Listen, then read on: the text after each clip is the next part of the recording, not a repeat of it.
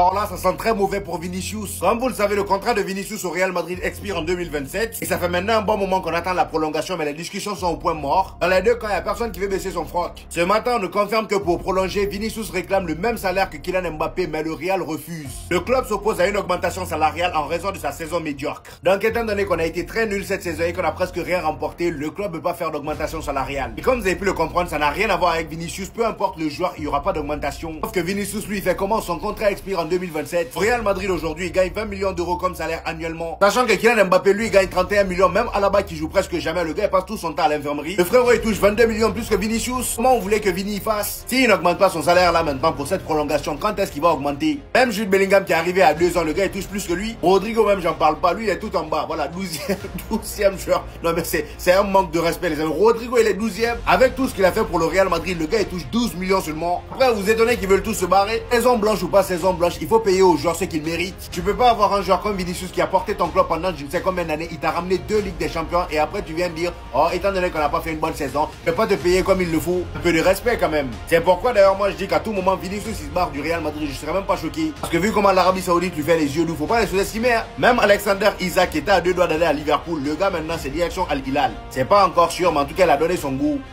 C'est quoi cette dinguerie? Les salaires annuels du Real Madrid viennent de se mettre à jour. Les gars, c'est tellement lunaire. Et vous allez rapidement comprendre certaines choses. Rien qu'en observant le top 13, on voit Carvajal à 10,4 millions qui fait partie des salaires les plus bas. Vous rappelant quand même qu'il est titulaire indiscutable à la base et qu'il était numéro 1 à son poste avant ses ligaments croisés et surtout que maintenant Trent il est arrivé. Mais quand vous le voyez au vu de son importance au Real Madrid et que vous voyez ceux qui suivent au-dessus, même si certains spécifiquement sont venus gratuitement, par exemple David Alaba, il est venu en 2021. Depuis, il a touché plus de 90 millions d'euros de salaire, les gars. Alors que t'as des mecs comme Carvajal que je vous ai cité, ou même Rodrigo, dites-vous, pour atteindre ce que Alaba il a fait en 3-4 ans, il doit être, avec ce salaire-là, il doit rester au club au moins 8-9 ans. Alors qu'on sait, Rodrigo, c'est un joueur de quel prestige à son plus haut niveau. Mais non, dites-vous, on lui a branché ce salaire de 12 millions et on lui demande d'être autant impliqué que Bellingham, que Vinicius, que Mbappé. Mbappé qui a 31 millions d'euros de salaire annuel venant d'arriver. Alors oui, bien évidemment, lui aussi est arrivé en tant que joueur libre, mais il y a eu une prime de signature plus ce salaire. Et on demande à Vinicius, qui a littéralement été le leader de cette équipe, d'arrêter de demander, de ne pas réclamer un salaire à peu près comme Mbappé. Et on lui dit aujourd'hui quoi? On lui dit aujourd'hui que si tu, tout simplement, t'acceptes pas nos conditions, dans 2 ans, tu pars. C'est tout. C'est de la merde absolue. Je n'ai jamais vu ça. Les salaires sont tellement mal foutus dans ce club. Et croyez-moi, hein, que ça se reflète sur le terrain. Le bras de fer entre le Real Madrid et Vinicius est trop puissant. Vinicius veut gagner autant que Kylian Mbappé. Il demande 30 millions d'euros par an. Donc le Real Madrid ne veut pas lui donner et ne lui donnera pas. Donc à 2 ans de la fin de son contrat, c'est soit il signe, soit il dit bye bye au Real Madrid. Les gars, vous pouvez comprendre à quel point Vinicius Junior, il est vexé de cette situation-là. Il est blessé, tout simplement. Ça, vous pouvez le comprendre, j'espère. Parce que les gars, s'il vous plaît, regardez juste la grille salariale. Mbappé, on est d'accord que c'est le mieux payé. Il est payé 31 millions d'euros à l'année. Alaba est le deuxième et d'ailleurs, faut le faire partir en Arabie Saoudite. Il va baisser la masse salariale. Bellingham et Vinicius ont exactement le même salaire. Mais les gars, je suis désolé. Celui qui a le plus prouvé au Real Madrid, celui qui a ramené énormément de choses au Real Madrid, parmi les joueurs que je vous ai cités, bah c'est Vinicius. Donc pour moi, il n'y a pas eu suffisamment de reconnaissance de certaines personnes envers Vinicius. Vous allez me rentrer en compte l'aspect marketing, mais il n'y a pas que ça qui compte. Donc moi, je vous dis un truc, si Vinicius souhaite quitter le Real Madrid, moi personnellement, je lui en voudrais pas. Mais c'est en vrai. Ça à toi. Bon, en tout cas, bien, alhamdoulilah. 8 heures en période de mercato, c'est magnifique, les gars. Rodrigo intéresse le FC Barcelone. Le Barça est intéressé par Rodrigo. J'ai une première question. Bon, les Blaugrana ont contacté des intermédiaires pour informer. Voilà, c'est des sources que je connais pas personnellement, mais on va dire que c'est vrai. Imaginons. Comment il y a des supporters du Barça ou des mecs même à la direction du Barça qui puissent penser que le premier joueur depuis Luis Figo à faire Real-Barça ou Barça-Real d'un seul coup, ce soit Rodrigo en 2025. Quand on connaît la santé financière du Barça, je rappelle que depuis 2 ans, le Barça ne recrute pas plus de 50 millions à part des prêts. Leurs plus gros joueurs, leurs plus grosses têtes qui recrutent, c'est des prêts depuis 2 ans. João Félix, Cancelo, là encore une fois Marcus Rashford. Vous allez me dire, déjà que le Real demande plus de 100 millions, ce qui est énorme, hein. quand même, parce que les clubs de première ligue ont banalisé ça. Pour des clubs espagnols, c'est énorme, 100 millions. Le Barça, dans sa situation financière actuelle, pourrait potentiellement mettre plus que 100 millions, parce que je le rappelle, je pense que si c'est le Barça qui est intéressé, le Real Madrid va gonfler le prix de Rodrigo. Je pense personnellement qu'en dessous de 150, il n'y aura aucune offre qui passe, puisque tu renforcerais un concurrent direct. En plus, c'est le Barça, c'est même pas l'Atlético, c'est le Barça. Donc déjà, je peux vous dire, ce transfert est impossible, au vu des finances du Barça et au vu de la politique de Pérez. Enfin, si Pérez est prêt à lâcher Rodrigo pour qu'il aille au Barça, mais là, le Barça, ils vont devoir se réendetter sur 10 ans.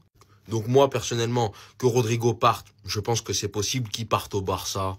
Franchement, j'ai vraiment du mal à y croire.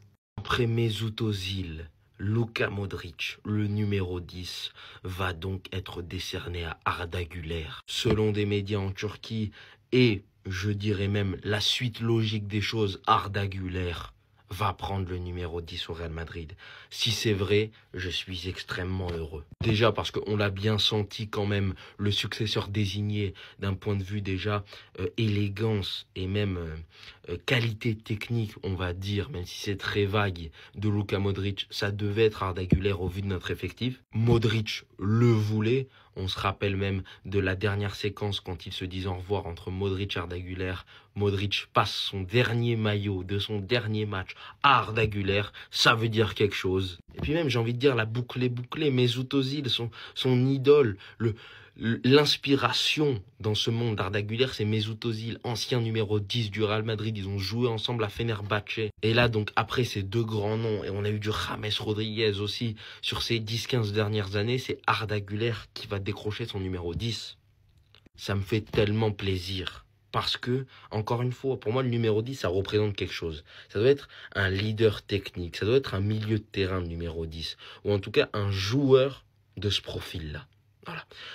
Les numéros 10 qu'on aime le plus, c'est des joueurs qui sont pas fâchés avec le ballon. C'est un style de joueur. Maradona, Messi, Ronaldinho. C'est des numéros 10 de talent, c'est des numéros 10 Schneider, des joueurs, et j'en oublie beaucoup, qu'on aime regarder, en tout cas que j'aime regarder, et Arda Güler en fait partie, alors je suis très content qu'il est numéro 10. Guettez la famille, ça a traité sa sœur dans les tribunes, et là Mandrea, il veut en découdre. Là, il veut qu'il descende. Ça assume pas. Ça assume pas.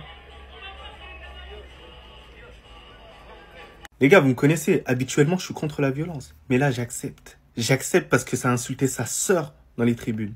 Là, il y a un moment donné, il faut assumer maintenant. Il faut pas que tu penses que t'es supporter et que t'es tout permis. Descends là maintenant. Il t'a dit de descendre, descends maintenant. Ça va se casser la gueule en bas. Un point, c'est tout, comme des bonhommes, comme des hommes. Parce que j'ai l'impression qu'il y a des gens, ils pensent que les footballeurs, c'est des baltringues, ils doivent tout accepter. Non. Le manque de respect, voilà, il faut pas l'accepter. À certaines limites, parler des sœurs, parler des mères, parler des pères, parler d'un membre de la famille, pour moi, je ne cautionne pas. Donc là, il a identifié la personne. Donc j'espère que cette personne-là, elle a eu les couilles de descendre et d'aller se battre contre lui. Mais les gars, on est où là maintenant? Ça insulte les mères dans les tribunes, mais on est où? Il n'y a même plus de respect. Et en plus, tu vois, les gens, ils sont en train de le retenir. Mais arrêtez de le retenir, il est énervé là, à ce moment-là. Ouais, les gars, c'est n'importe quoi. En tout cas, grosse force au frérot. Et voilà, j'espère que il a bien pataté.